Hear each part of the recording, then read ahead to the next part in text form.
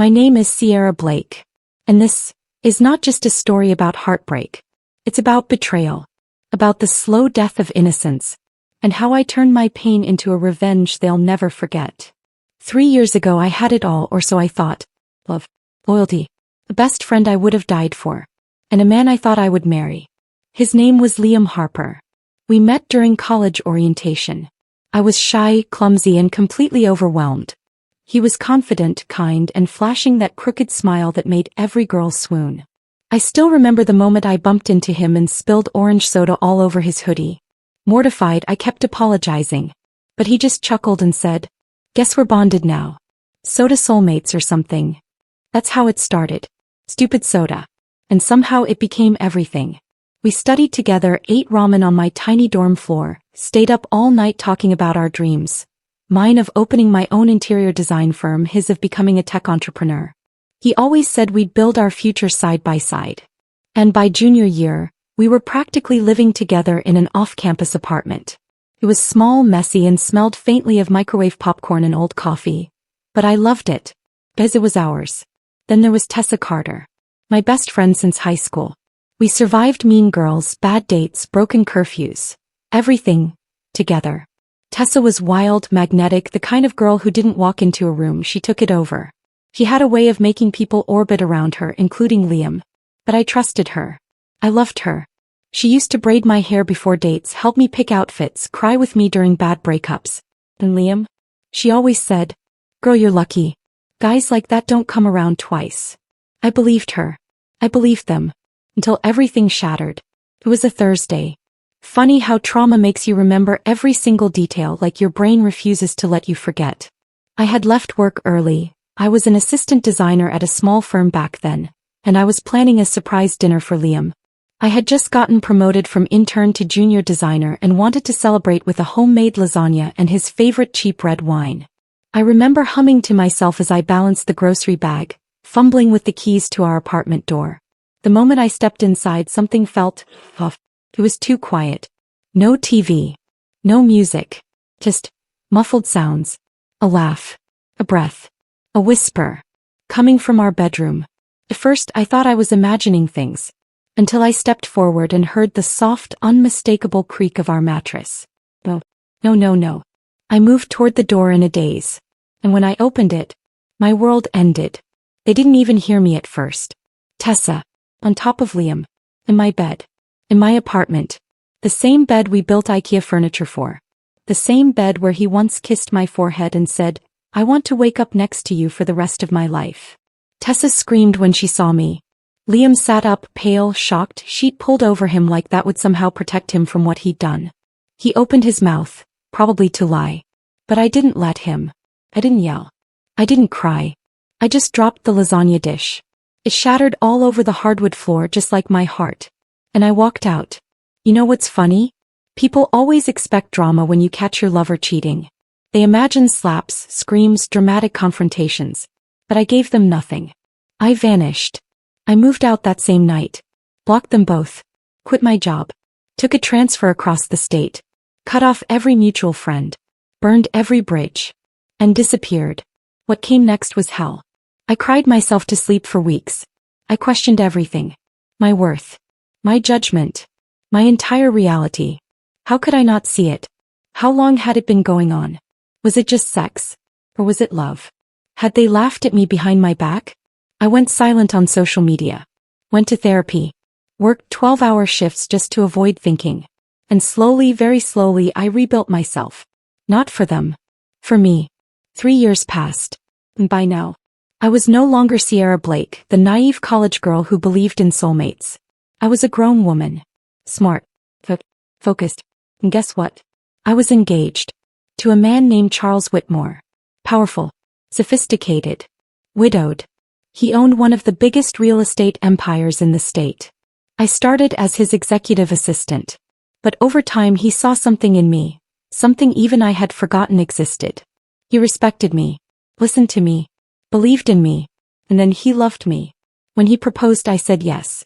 Not because of his money or his mansion or his reputation. But because after years of pain he made me feel safe again. Happy again. Whole again.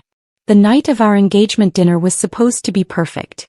We invited close friends, a few family members, his business associates. The dining hall was lit with golden candles. The smell of fresh orchids filled the room. My dress was a silky champagne color, simple but elegant. My heart was full. Until she walked in. Tessa. Looking exactly how I remembered. Smug, confident, always overdressed. Her arm linked with an older woman I didn't recognize. I froze. He didn't. She laughed. Loud. Startled. Sierra? Oh my God, what are you doing here? I set down my glass. Walked calmly toward her. She looked me up and down like she couldn't believe I belonged in a place like this. And then, I smiled. Didn't your mother tell you, Tessa? I'm about to become your stepmother. Her face went white. The woman beside her, her mother, turned to me and gasped. Charles came up from behind, wrapped his arm around my waist and kissed my cheek. Darling, he said, you haven't met my daughter yet, have you? Tessa Carter, my former best friend, was about to become my stepdaughter. And just like that, the game began. Revenge isn't loud. It's not screaming in someone's face or breaking things in rage.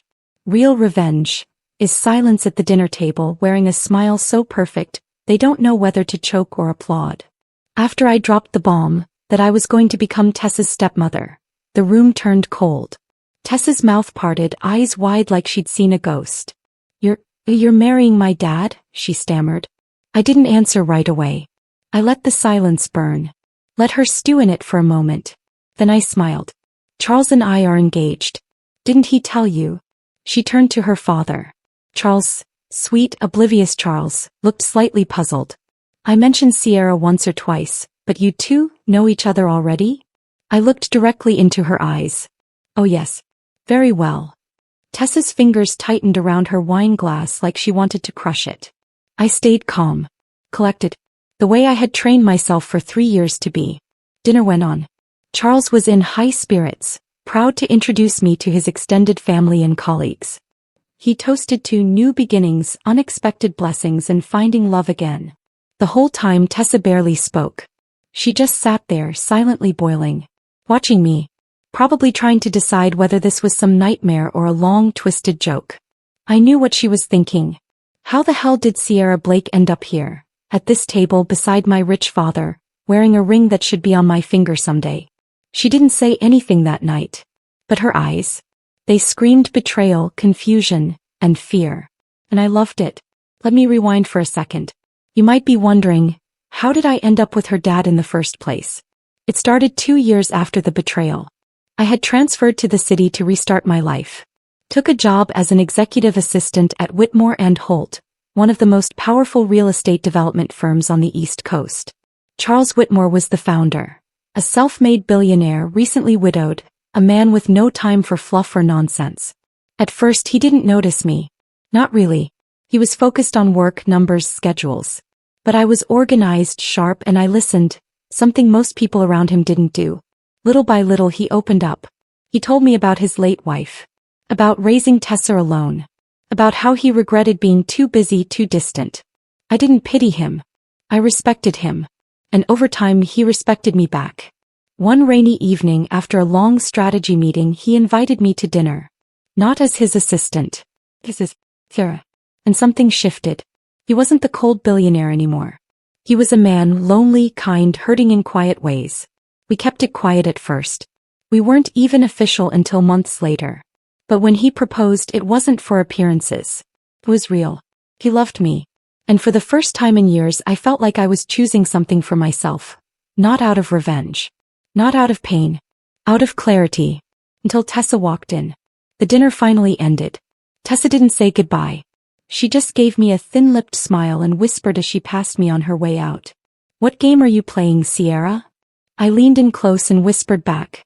The one I already won. Her mother, a woman who clearly had no love lost for her ex-husband, stayed behind and chatted with Charles, pretending everything was fine. But even she gave me a look. One that said, I don't know what you're doing here, but you're dangerous. And she was right. The next day Charles invited me to brunch at his estate. Tessa's coming over, he said. I want the two of you to get along. She's had a tough year. Lost her job. Ended things with some guy, Liam I think. Liam. So she lost him too. Interesting. I put on my best white dress. Soft makeup. A graceful smile. Tessa arrived late of course. With sunglasses on and a tone that made it clear she didn't want to be there. Charles hugged her, proud as ever. You remember Sierra? How could I forget, she muttered. We sat in the sunroom. Eggs Benedict, fruit platters, champagne. And for the first 15 minutes we played the polite game. Charles did most of the talking, trying to bridge the awkward silence. Tessa kept pushing her food around. Then he stepped away to take a phone call. And we were alone. I don't know what your endgame is, she said, setting down her fork. But stay away from my father. I sipped my mimosa. Why? You've already slept with my boyfriend and stabbed me in the back. You don't get to lecture me about boundaries. That was 3 years ago. We were kids. No, I was a kid. You were a snake. Her jaw tightened. You really think you belong here? She hissed. With him. At his table. In his life. I leaned in slowly. Oh Tessa, I don't just belong here. I run this place now. You're pathetic. And you're unemployed. Living in a condo daddy paid for. Dating losers who leave you. I'm not the pathetic one here. She stood up abruptly, breathing heavy, fists clenched. I'll tell him everything. I raised an eyebrow. Everything, like how you slept with your best friend's boyfriend and lied about it. Or how you pretended to be a victim when I disappeared. She didn't speak. Because she knew. I had more power now than I ever did before. And this wasn't even the beginning. When Charles returned, we were both seated, smiling, laughing about silly old memories. But the fire in her eyes told me one thing. She wasn't going to walk away. And neither was I. You don't destroy a girl like Tessa Carter with rage. You destroy her with grace. With kindness so perfect it makes her question her own sanity. Tessa wanted war. She just didn't know I'd been preparing for it longer than she could imagine. After that brunch, Charles was thrilled. You two seem to be getting along better than I hoped, he said. I smiled and kissed his cheek. Tessa and I have so much history, it just took a moment to reconnect. What I didn't say was, the moment I reconnected I started pulling threads. One by one. Over the next few weeks, I inserted myself into every space Tessa once owned. Charles wanted me involved in his family life, so I leaned in. Hard. He took me to charity events, board dinners, yacht parties, and everywhere we went I made sure Tessa's old crowd saw me. Not as some young fiancé, but as Sierra Blake, stylish, articulate, impossible to ignore. Tessa's friends used to post her picture like she was royalty. No, they posted mine. The first hit came subtly. One of her oldest friends, Camille, the redhead with a superiority complex, hosted a weekend retreat in Napa. Tessa used to attend every year. When the invite came, it was addressed to Charles and Sierra Whitmore. Not Tessa. She didn't take it well. She showed up anyway. Wearing designer, walking in like the air owed her rent. I was already there, sipping wine on the terrace in soft linen and pearls. Looking untouchable. Oh, Camille blinked when she saw her. You're here? I didn't know you were still coming. Tessa gave her a stiff smile. Why wouldn't I be? Camille looked between us. Well, we assumed you'd be busy. You know, with your job or... She trailed off. We all knew Tessa didn't have a job anymore. I leaned over and said sweetly, I told Camille you might enjoy the fresh air. It's good for people going through transitions. Her eyes darkened. But I wasn't done yet. 2 days later at brunch I casually mentioned I'd been speaking with a gallery owner downtown. The same one Tessa used to network with for her photography. He said he's always looking for fresh artists. I smiled. But it's hard to find serious talent these days. Tessa's fork paused midair.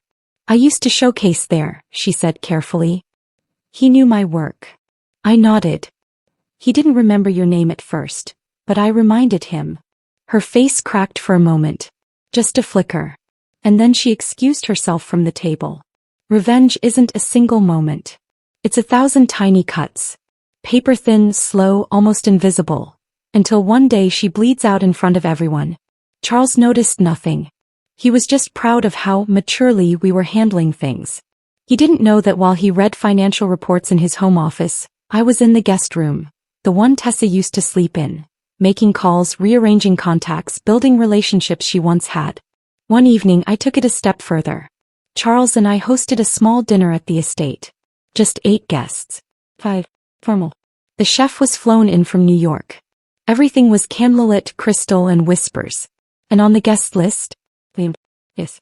That Liam. I hadn't spoken to him in 3 years. But I knew they weren't together anymore. I also knew Tessa didn't know he'd be there. When he walked in, he froze. Sierra? He said, blinking like he'd seen a ghost. I stood at the top of the stairs, sleek black dress, wine in hand. Liam. You clean up well. He swallowed hard. You look different. Success looks good on me. Tessa arrived 20 minutes later, and the moment she saw him, her soul left her body. What is he doing here? She whispered to me in the hallway. I tilted my head. Charles invited a few of his business partners' sons. I had no idea you two had history. She narrowed her eyes. You're evil. No, I said calmly. I'm polite. I even put you two at opposite ends of the table. The entire dinner was a masterclass in psychological warfare. Tessa was fidgety, defensive, awkward. Liam. He couldn't take his eyes off me. I didn't flirt. Didn't smirk.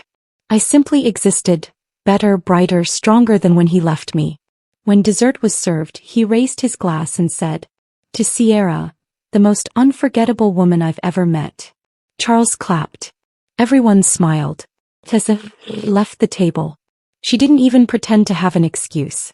Later that night, as I stood by the balcony, Liam came to me. Why are you doing this? He asked. I turned to him slowly. Doing what? All this, showing up like this. Taking over everything. Becoming her stepmom. I smiled. Do you regret it? He looked down. Yes. Good, I said and walked back inside. That night, I laid in bed beside Charles, who was snoring peacefully. I stared at the ceiling, arms folded. Because step 1 of my plan was complete. Tessa was no longer the golden girl. Her spotlight had shifted. Her allies were mine. Her enemies were silent. And now, it was time to move in deeper. Not just into her life, but into her mind. She grew up believing the empire would be hers.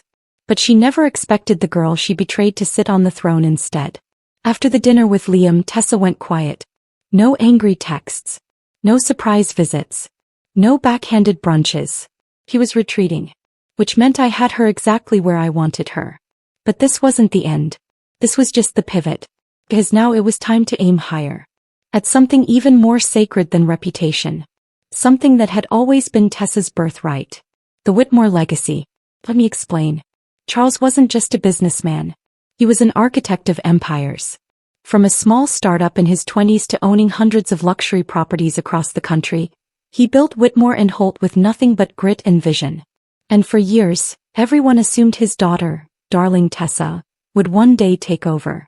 She used to walk into his board meetings like she owned the place, all heels and entitlement. She didn't care about the business, not really. But she loved the power. The way people looked at her like royalty. She even told me once, back when we were still friends.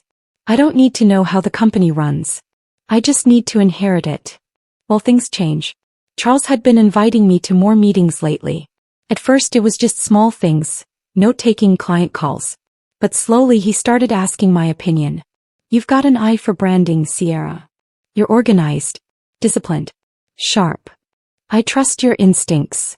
And when he mentioned launching a Whitmore Interiors division, focused on luxury residential design, I saw my opening. Why not let me lead it? I offered one afternoon. You've seen my work. You've seen my loyalty. Give me a chance.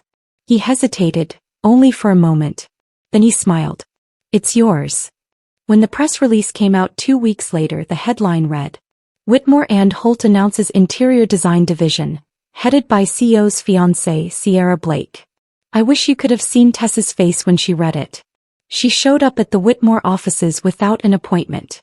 Stormed past reception like she still had power there. I was sitting in my new glass office reviewing supplier bids when she burst in.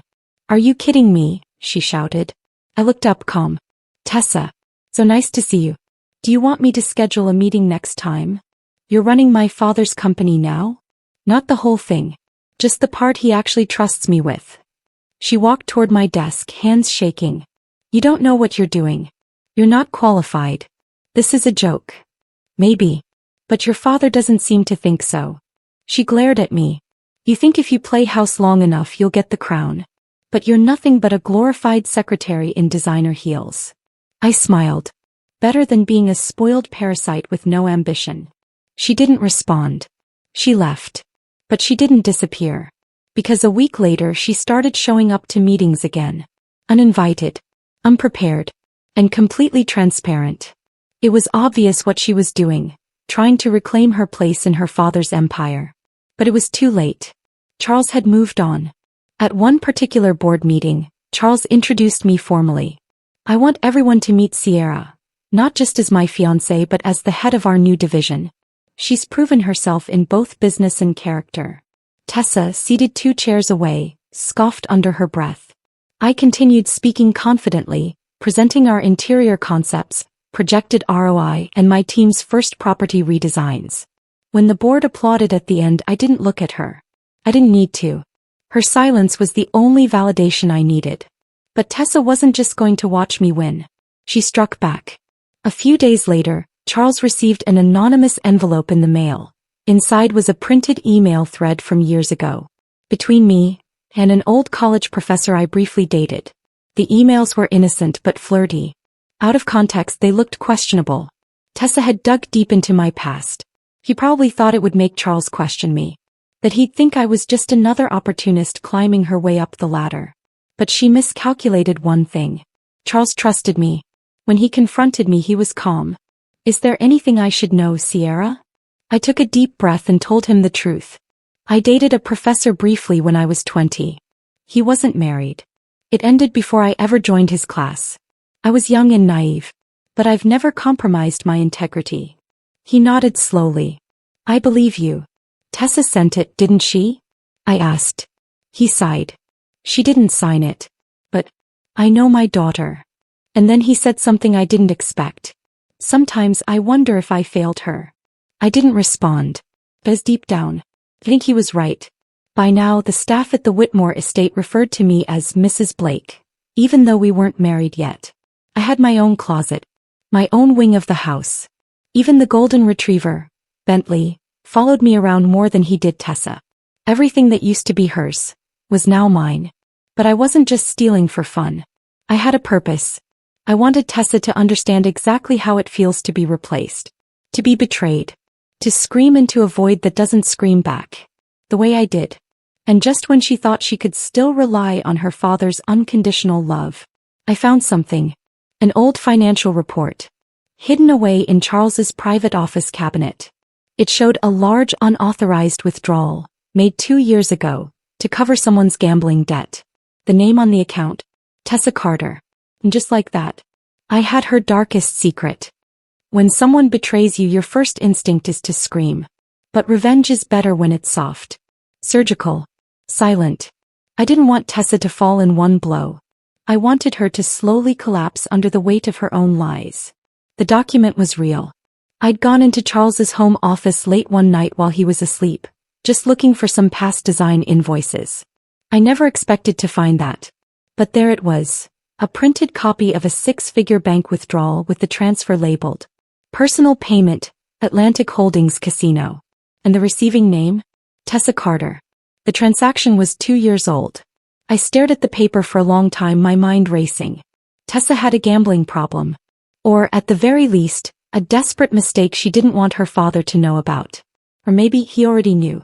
But judging by how carefully the file was hidden, tucked under unrelated legal contracts, my guess was that he didn't. No.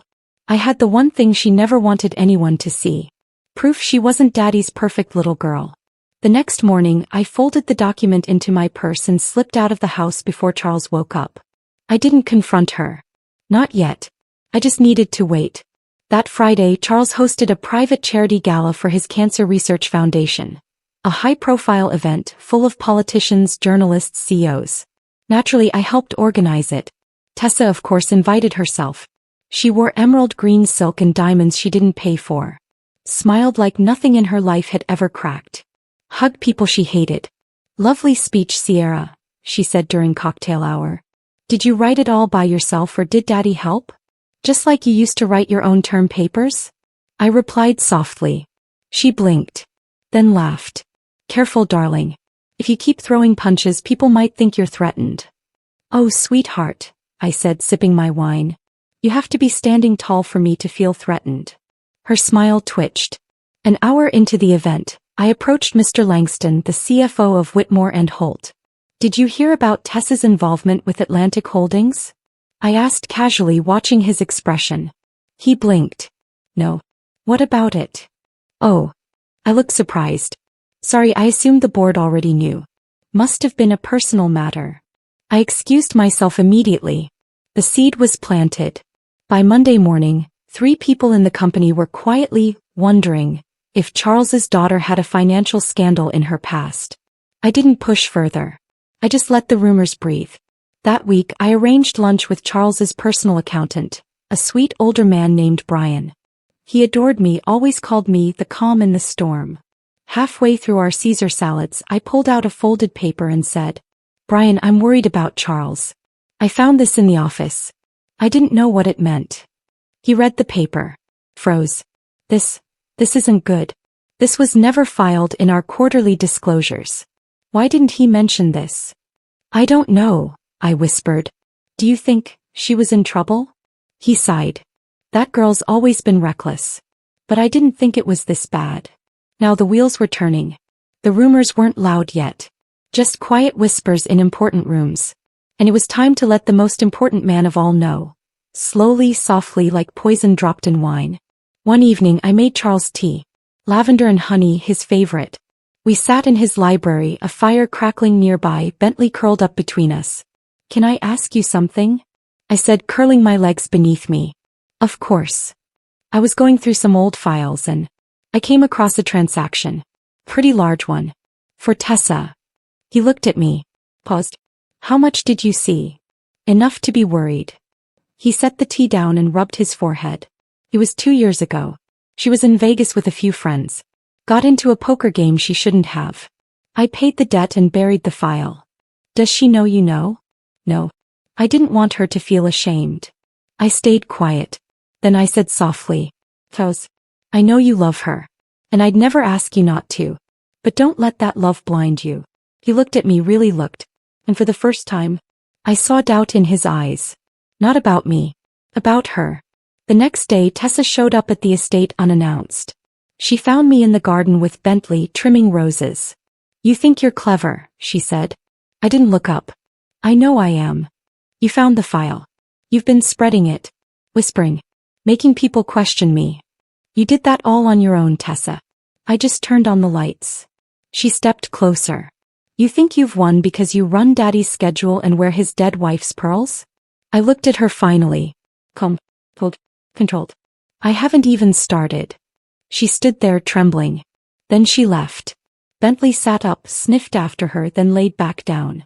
Even the dog knew who he preferred. A week later, Charles came home from a board meeting. He looked tired. Sierra, he said. The board brought up Tessa today. Her name, her spending. People are starting to question whether she's fit to represent the brand. I touched his hand. You don't have to answer right now, I whispered. But when the time comes, I'll be here. He nodded. Thank you. For everything. You've been the one constant in all this. And in that moment I knew. His loyalty had shifted. Not because I manipulated him. But because she failed him, and I didn't. Tessa used to be the symbol of the Whitmore future. Well, she was a liability. And she knew it. But she didn't know that I had one more ace in my hand. A recording. Something from the past. Something worse than gambling. Something I'd been saving. Because next. I wasn't just going to ruin her reputation. I was going to shatter the foundation of her relationship with her father.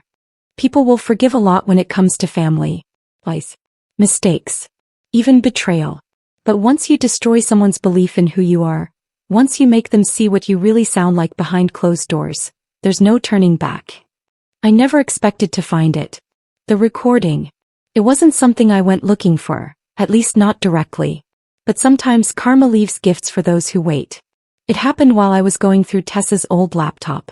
Charles had asked me to help catalog some of her old photographs and files, see if anything could be preserved or displayed for the company's anniversary celebration. The laptop was old, silver covered in faded stickers from college. She used to brag about how she didn't need a password because real artists don't hide anything. Stupid girl. I opened the voice notes folder out of curiosity. Hundreds of old recordings, class lectures, practice interviews, music clips, some voice memos to herself. Most of it was useless. Until I clicked on one file. March under 20. It was a 2-minute audio clip. Grainy.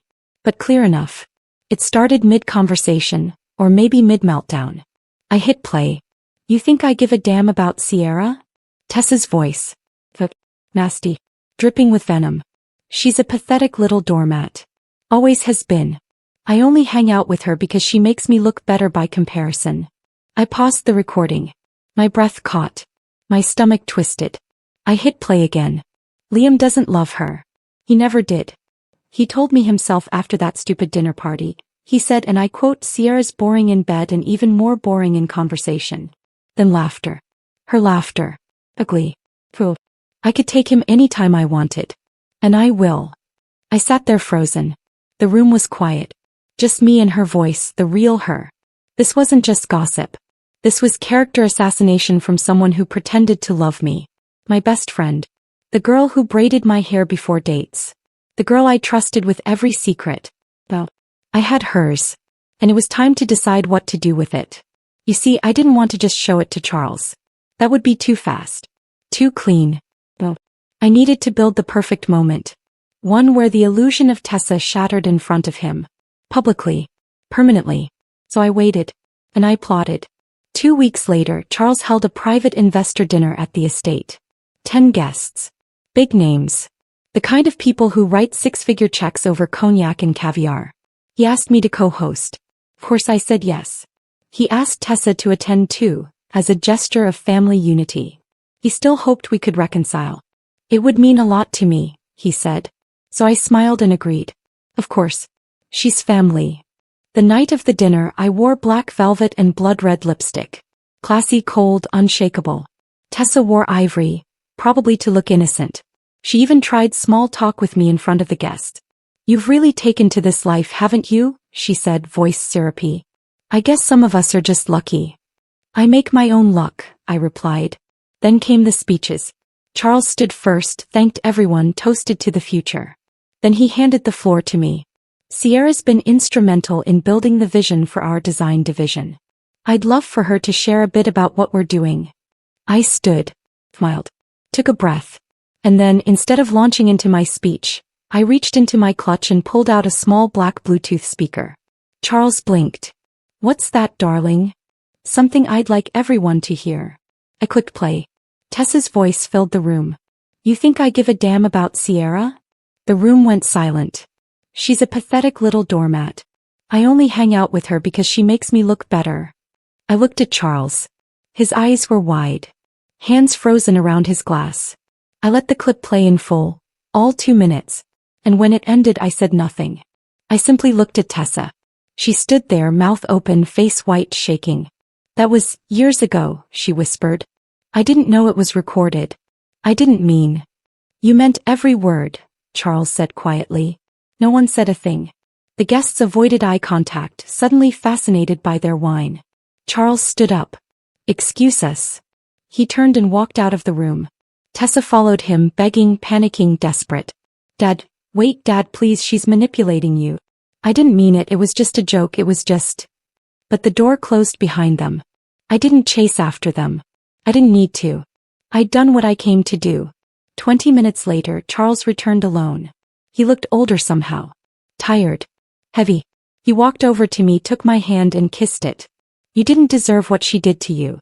Any of it. I said nothing. I don't know what happened to the girl I raised, but I know she's not who I thought she was. And with that, Tessa was no longer untouchable. That night, I lay in bed with the balcony doors open. The breeze was cool. The sheets smelled like lavender. And for the first time since the day I caught them in my bed, I finally slept without dreaming of revenge. Because I had become it. But I wasn't done yet. There was still one card left to play. And this time, Liam was going to help me play it. You don't destroy a narcissist with anger. You destroy them by letting everyone else see who they really are. The way you did when it was too late. After the audio clip, Tessa stopped pretending. She didn't try to smile anymore. She didn't show up at the estate uninvited. She didn't send cryptic texts or passive-aggressive little remarks about earning her spot back. She vanished. But she wasn't gone. Because people like Tessa Carter don't disappear. They recalculate. And I knew what was coming next. Rebrand. She'd disappear for a while, then return with a halo, tears in her eyes, and a story about how trauma made her act out. It's classic manipulation. I'd seen it before. I'd lived through it. But this time, I was already 3 steps ahead. I needed one final hit. Not just one that hurt, but one that humiliated. Something so devastating, so undeniable, that not even her pretty face or crocodile tears could save her. And the answer had always been there. Right from the start. I hadn't spoken to him since the charity gala. He'd reached out, awkward texts mostly. Apologies. Regrets. A few, I didn't know she lied to me excuses. I didn't respond. Not until now. I invited him to coffee. Neutral ground. Daylight. Friendly tone. He came, of course. Same overconfident grin, same tousled hair, same cologne he wore the night he broke me. But he looked older. Not in age, in shame. Sierra, he said, sliding into the booth. I didn't think I'd ever hear from you again. You wouldn't have, I said, unless I needed you. He nodded like he knew what that meant. Is this about Tessa? Everything is. He looked down at his coffee. Look, I know I was a coward. I didn't know the full story back then. I believed her when she said you were manipulative. I thought. You thought the girl you were sleeping with behind my back was the victim? He flinched. Yeah. I let the silence sit between us like a third person. Then I spoke again, calm, careful, planned. I'm not asking you to apologize. I'm asking you to help me finish this. What do you mean? There's going to be a party. Huge. Press, family, investors. Charles wants to celebrate the expansion of Whitmore and Holt. Okay, and I want you there. With her. He blinked. Wait, you want me to show up as her date? She'll take the bait. Trust me. You just have to get her to come with you. Smile. Pretend it's reconciliation. I'll take care of the rest. He hesitated. Why would I help you do this? I looked at him. Not angrily. Not bitterly. Just truthfully. Because it's the only way you'll ever be free of her. He didn't answer right away. But he showed up. Party popper, the gala. Whitmore and Holt expansion celebration. The ballroom at the St. Clair Grand Hotel was glowing with crystal chandeliers, a full string quartet, and walls lined with champagne fountains and silent auction displays. I wore sapphire silk and diamond earrings Charles had gifted me 2 nights earlier. I didn't need a throne. I was the throne. Charles was buzzing, proud, beaming, introducing me as his visionary partner to everyone. We're engaged, he announced mid-toast. And I couldn't do any of this without her. Applause. Flashbulbs. Smiles. And then right on cue they walked in. Tessa and Liam. She wore red. The bold kind. The desperate kind. The I'm still relevant kind. She clutched Liam's arm like a lifeline. Her smile was too wide. Her walk too slow. She was trying to steal the stage back. And she was about to walk straight into her own public execution. Later that night, Charles called everyone to attention. Before we end the evening, he said, Sierra has prepared something very special. I stepped up to the podium, smiled, and nodded to the AV team. The lights dimmed. The screen behind me flickered to life. Tonight, I want to show you something personal, I began. Something that represents transformation, clarity, and truth. A video started playing. It was a slideshow of candid images. Photos of me and Charles building the design division. Me at site inspections. Me leading teams. Me turning rubble into luxury. Then it shifted. Photos of me and Tessa, from the past. Us at high school. Dorm room parties. Birthday sleepovers. Our first trip to the beach. The crowd smiled, confused. Then came the final clip. A video. Grainy footage. A shaky camera. From a hotel room. Dated 2 years ago. Tessa. Liam. Drunk. Laughing. Sitting on a bed. Tessa. She's going to freak out when she finds out we were here together. I give it What, 2 weeks before she cries herself out of your life? Liam, should we tell her or just let her walk in? Tessa, let her walk in. I want to see her face. The room fell completely silent. And then I stepped back to the mic. Some people make mistakes. Some make habits. And some build their lives on lies and betrayal. I looked straight at her. But eventually, the mask cracks. Tessa didn't say a word. She couldn't. She stood frozen, shaking, gripping Liam's arm, but even he pulled away now. Charles turned and walked out. The guests followed, one by one, leaving her standing there exposed, alone. She never saw me leave. She never saw the smirk I allowed myself just once in the limousine window. Because I had done what she thought impossible. I made her irrelevant. But revenge has a price. And as high as I had climbed, I was about to find out what it means when someone like Tessa hits rock bottom and decides she has nothing left to lose. Never underestimate a woman who has nothing left to lose. Because when the world stops watching her, she stops pretending and becomes the monster she was always meant to be. After the gala, the world went silent around Tessa Carter. I watched it happen in real time. Her name was scrubbed from the Whitmore Foundation homepage. Board members returned her emails with polite silence. The press that once fawned over her now pretended she didn't exist. Liam, gone. Fels. Furious. Broken. Done. Me. I was finally where I was always meant to be. Next to power. Above her. Or so I thought. Because 3 days later everything changed. It started with a phone call. Miss Blake. A stern female voice. This is Detective Amanda Hayes, LAPD. We need to speak with you regarding an ongoing investigation. I froze. Investigation. I repeated. Into what? There's been an anonymous report filed against you. Fraud. Coercion. Blackmail. Pause. And potentially corporate espionage. My blood ran cold. I think there's been a mistake. Possibly. That's what we'd like to determine. After I hung up, I stood completely still. Hands numb. Mouth dry. I knew exactly who did it. Tessa. She'd lost everything. And instead of retreating, she dug through my past. She was trying to reverse the game. But worse, she was using my own tactics against me.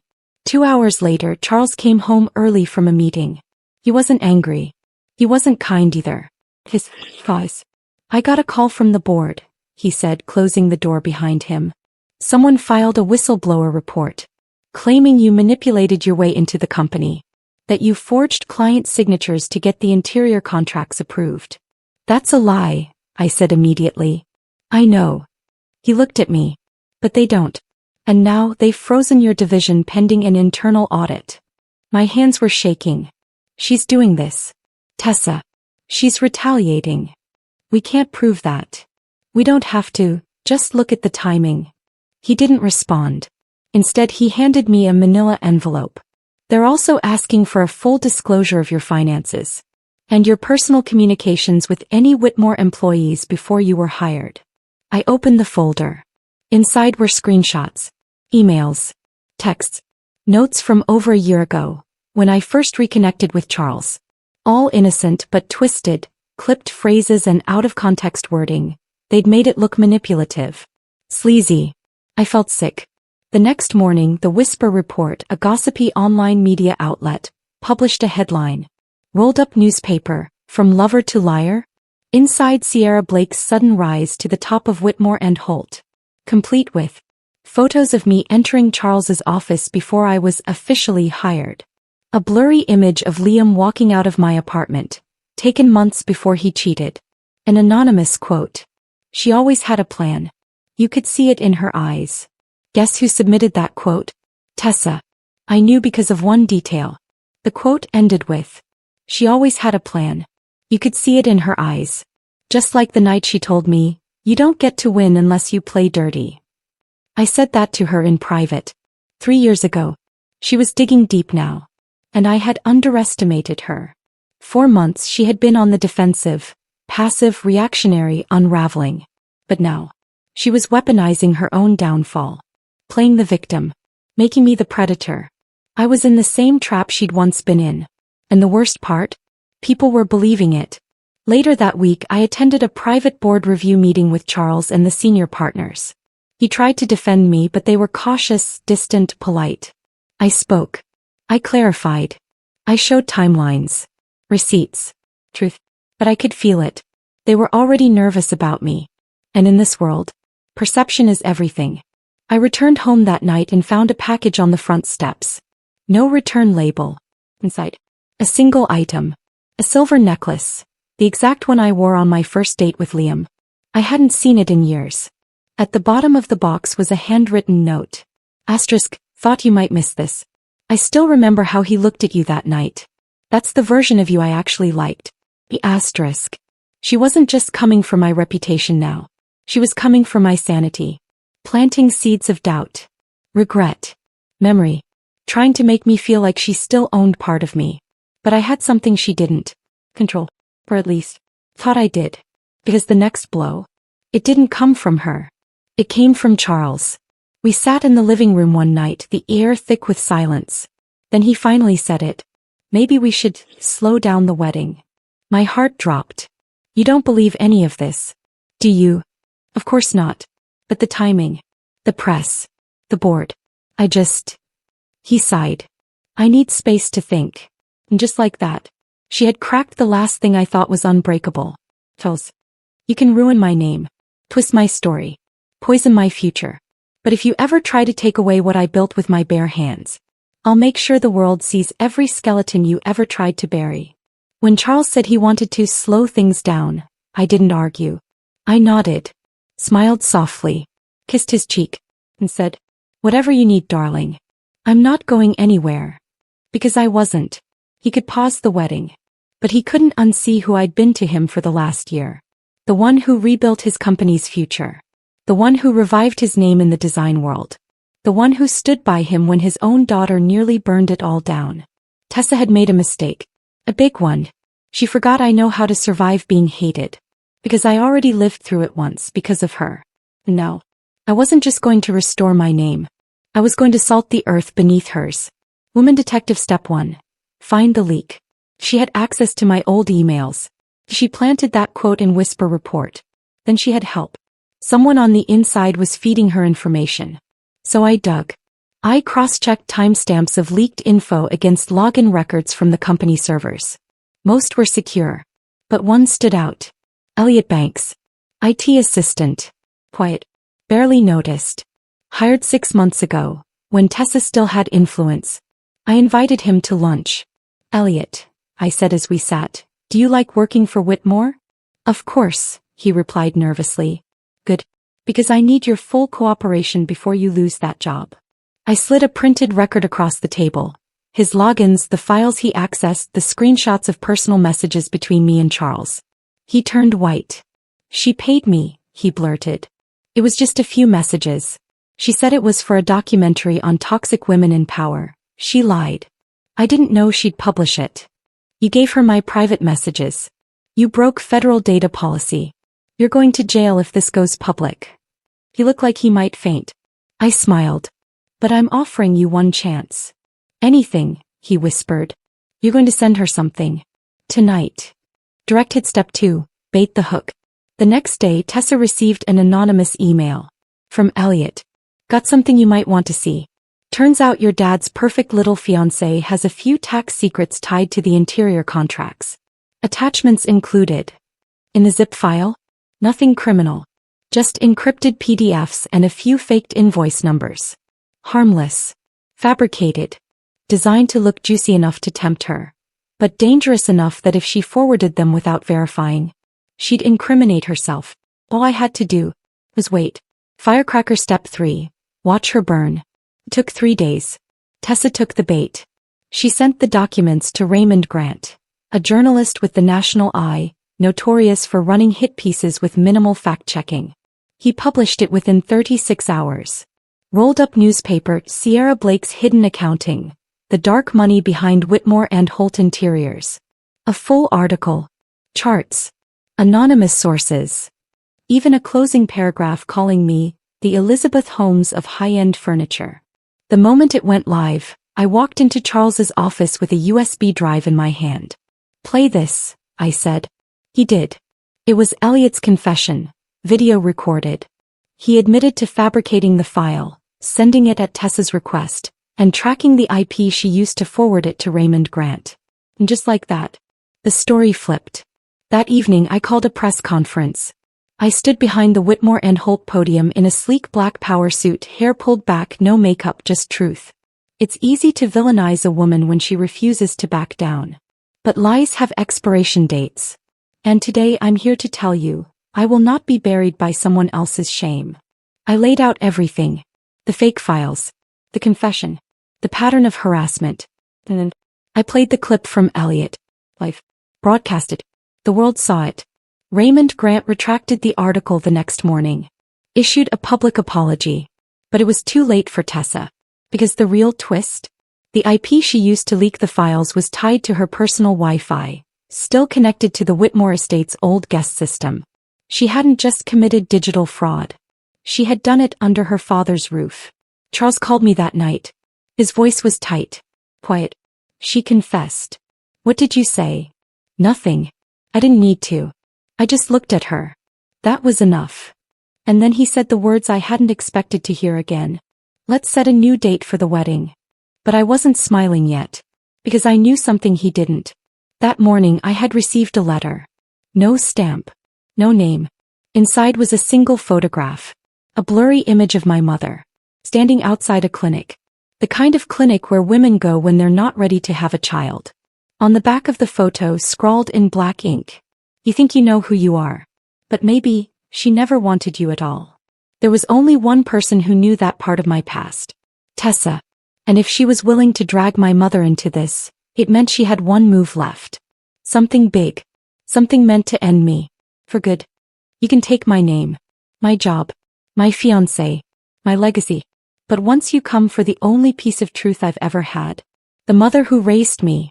I stop playing chess. And start flipping tables. I stared at the photo in my hand. A grainy image of my mother, Angela Blake, outside a clinic in the Bronx. Time-stamped April 2000. A place where no cameras should have been. On the back, the message. You think you know who you are. But maybe, she never wanted you at all. I hadn't spoken to my mother in nearly 4 years.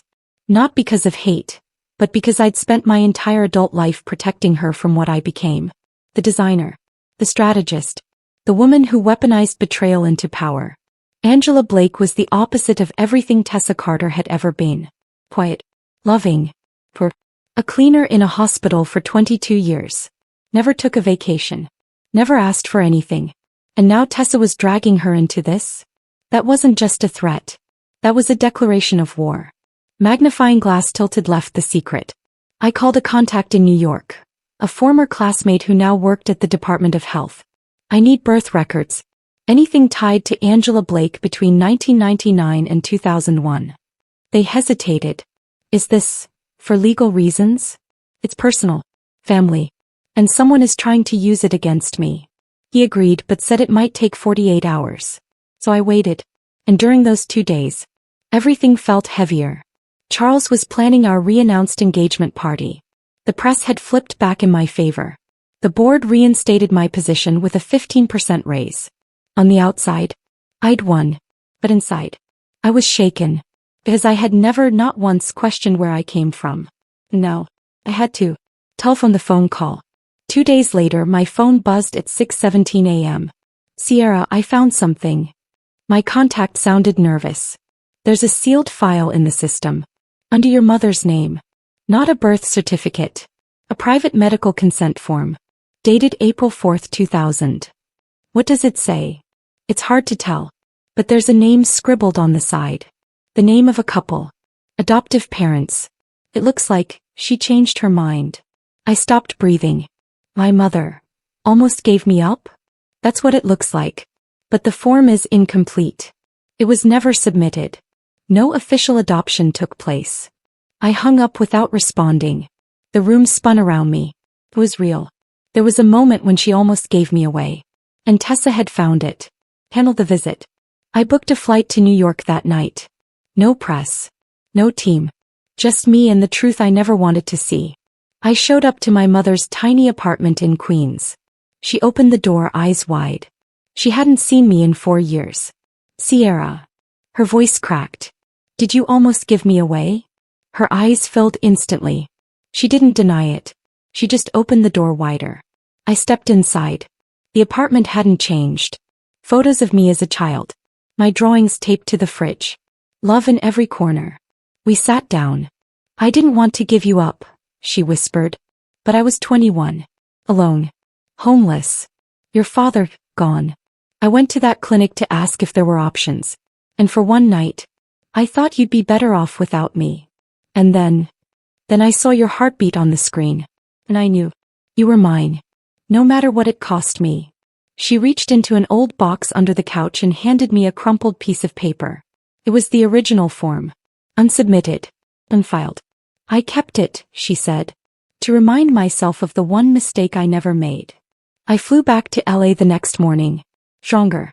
Because Tessa hadn't exposed a weakness. She'd exposed a strength I forgot I had. I wasn't just a woman who built herself up from heartbreak. I was a woman raised by someone who gave up everything to keep me. No. Tessa was going to learn what happens when you attack a legacy born from sacrifice. Joystick the setup. At the engagement party, Tessa showed up. Uninvited. But not unexpected. She wore white. Like a ghost, like she belonged, like she hadn't been exposed for the liar she was. I let her stay. I wanted her to. Because I had planned everything. During the toasts I took the mic. Before I thank everyone, I said, I want to share something personal. A story that someone tried to use against me. I played a short video. Not a scandal. Not a confession. A clip of my mother. Sitting in her living room. Eyes bright. Holding the crumpled form. This was the moment I thought I had nothing. And then she gave me everything. The guests were silent. Then applause. Then tears. Then cheers. Because I didn't hide it. I owned it. Tessa ran out. She couldn't handle it. She'd weaponized my past. And I turned it into armor. But I wasn't done yet. Because while she'd been busy digging into my origin, I'd been digging into hers. And what I found was going to tear down the one thing she still had left. Her inheritance. I knew after that night Tessa wouldn't vanish. She never did. Even after the press humiliation, the Elliot leak, and the engagement party, even after I flipped her sick game against my mother into a moment of truth, I could still feel her circling. But she wasn't loud anymore. She was quiet. Calculated. And that silence, it always meant she was preparing her next strike. So I stayed quiet too. Let her think the game was done. Let her believe I was back to sipping wine on patios and trying on wedding dresses. But while she was licking her wounds, I had people combing through old family records. Because there was one part of Tessa's life that always felt too clean, too polished to be real. Her inheritance. The money, the shares, the name. The very foundation of her status. It was time to go there. One night, just past midnight, I got the call I'd been waiting for. A contact from a private law firm, one I'd hired under the table, had gone through Charles's old legal documents. And what he found changed everything. Tessa wasn't listed as a biological heir to the Whitmore estate. She wasn't even adopted. No paperwork. No court orders. Nothing binding. She was the daughter of Charles's late girlfriend, Marissa, who passed when Tessa was only 4. Charles had stepped in, raised her, loved her, treated her like his own. But legally, she was a ghost in his bloodline. The Whitmore shares? Willed to Charles's next of kin or spouse. Not to Tessa. And now that I was his fiancé, now that we were setting a new date, that meant I was in line to receive what Tessa had always thought was hers. She wasn't just losing her place in the company. She was about to lose her entire identity. But I wasn't cruel, not yet. I gave her a chance to walk away quietly. I sent her one message. One line. You were never the heiress. Just a story he told himself. She didn't respond. Not with words. But 2 days later, the same gossip site that had tried to drag me before, they ran another story. Inside the real origins of the Whitmore heiress. Is Tessa Carter even a Whitmore at all? It had everything. Photos of the blank adoption records. Screenshots of emails between Tessa and a former paralegal begging him to fake a signature. Even a quote from a former housemaid who said Tessa used to cry behind Charles's back, terrified he'd find out the truth. The fallout was instant. Sponsors pulled her name from upcoming charity events. Fashion labels erased her from press kits. And the Whitmore board? They issued a statement. Ms. Carter is no longer affiliated with Whitmore and Holt in any official capacity. I hadn't expected to feel satisfaction when it happened. But I didn't feel joy. I felt empty. Because I realized in that moment, I had truly erased her. Not just from Charles's house. Not just from society. But from the life she built on a lie. And what did she do in return? He sent me a video. No words. Just a clip of her standing on the balcony of what used to be her favorite penthouse suite. She lit a match. Burned a single page. I zoomed in. It was a copy of a family portrait. Her, Charles, and Marissa. And in black ink she had written across her face. Replace me all you want. I'll still be in the ashes. Then she looked at the camera and smiled. That was her final move. No revenge. No threats. Just a promise. She wasn't coming back. Because there was nothing left to return to. I had taken everything. Everything but peace. And I was about to find out that when you destroy someone so completely, you don't just get the win. You inherit their shadows too. They say revenge is sweet. But that's not true. It's cold. Precise. Temporary. Like biting into something frozen. It shocks you. Numbs you. But after a while all you're left with is a dull ache. And I had done it. I buried Tessa Carter. Not just her career. Not just her image. I erased her legacy, destroyed her reputation, and took the crown she thought belonged to her. I was no longer the betrayed girl in the background. I was Sierra Blake, the future Mrs. Whitmore, creative director of one of the most powerful design empires on the West Coast, and the woman who had successfully turned betrayal into a throne. But as the wedding drew closer, something felt off. I'd wake up in the middle of the night and expect to see her standing at the edge of my bed. I'd turn corners in our estate and hear her laugh echoing in my head. Even though she was gone, her presence lingered. Not physically, but in everything I had taken. Because every piece of this life had been stolen from her. Even if she'd built it on lies, I'd still taken it. The wedding was a private affair. No press. Just 50 hand-picked guests. Charles looked proud, calm, fulfilled. But me. I stood in front of the mirror for a long time, wearing a white satin gown tailored in Paris, staring at myself like I didn't recognize the woman anymore. Not because I had changed, but because I had finished becoming the thing I once swore I'd never be. Maybe. That was the cost of winning. After the vows, after the applause, after the champagne, I returned to my dressing suite and found a letter waiting for me. No name. Just a wax seal, the one Tessa used on her art prints in college. My heart stopped. I opened it. Inside a single line. You won. But don't forget, I'm the ghost you built your kingdom on. And taped beneath it? A flash drive. I stared at it for a long time. I didn't open it. Not that night. Not yet. But maybe. I didn't want to know what was on it. Maybe I already knew. Weeks passed. The world moved on. Tessa disappeared from the public eye completely. I became a keynote speaker at luxury expos. Charles and I graced covers of magazines. My mother finally moved into a home she didn't have to clean. I had it all. But the flash drive stayed in my drawer untouched. But deep down, I realized something. Revenge gives you control. But once it's over, there's nothing left to chase. No one to outsmart. No games to play. No villain to fight. And when the villain's gone, you start looking in the mirror.